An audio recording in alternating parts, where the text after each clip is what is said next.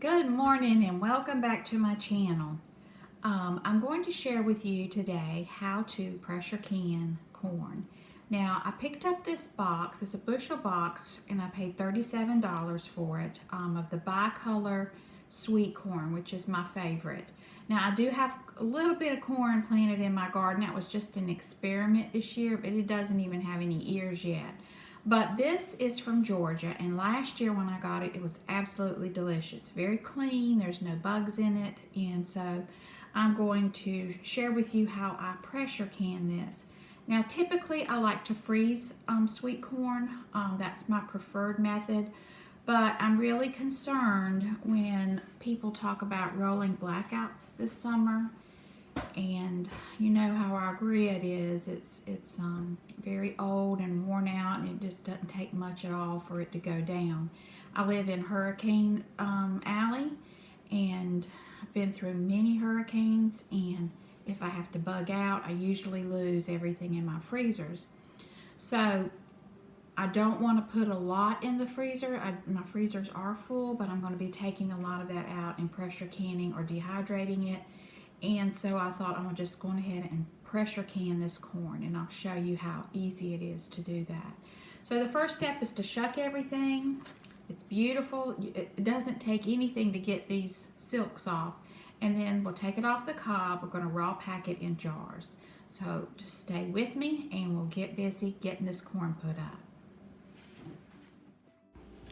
Now it's time to shuck the corn, and if it's good fresh corn, it's not hard at all to shuck. You just pull off the leaves, snap off that end, and then just kind of rub to make sure you're getting all the silks.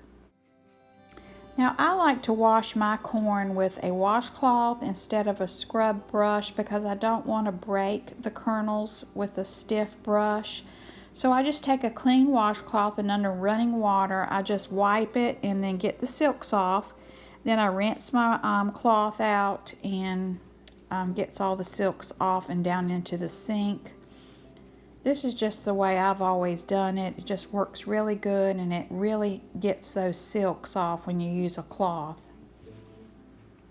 Now I like to use a bundt pan when removing the kernels. It just works better for me. I stick the end of the cob into the hole of the bundt cake pan, and then with a sharp knife I just run down the sides. Now we are raw packing this corn, so I did not cook it first. I'm going to try this method this year to get a sweeter tasting product at the end. I'm going to try raw packing it. Last year when I did corn, I cooked it first, and after I opened a jar, it just seemed to taste not as sweet. So we're going to try this method. All right, there is how I am going to prepare the corn. I always refer to the Ball Book of Home Preserving. And so we're going to raw pack this corn.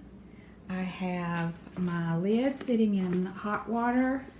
I've got some boiling water I just took off the stove to pack in the jars. There is all that beautiful corn.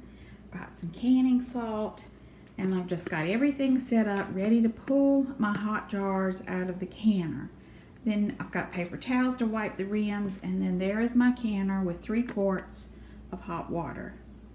So let's get busy packing these jars. Okay, I've got my hot jar. I'm going to scoop in some corn, and we're loosely packing the jar.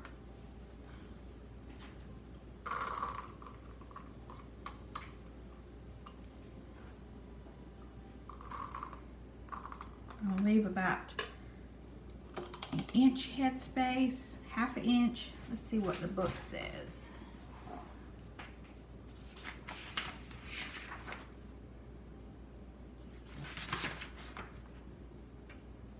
One inch headspace. I'll take some of this out. Which is basically right to here. That's about 1 inch. And then I'm going to add in my water.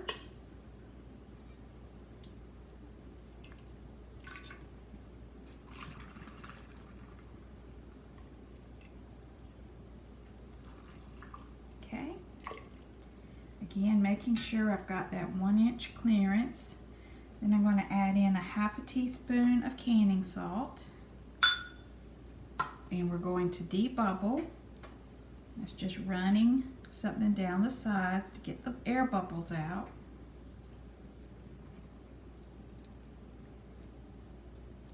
Okay. Then we're going to wipe the rim with a paper towel. And then put on a lid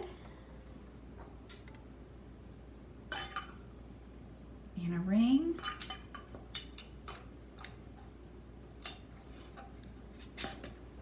Fingertip tight. So there is 1 jar of corn. And we're going to put that in the pressure canner.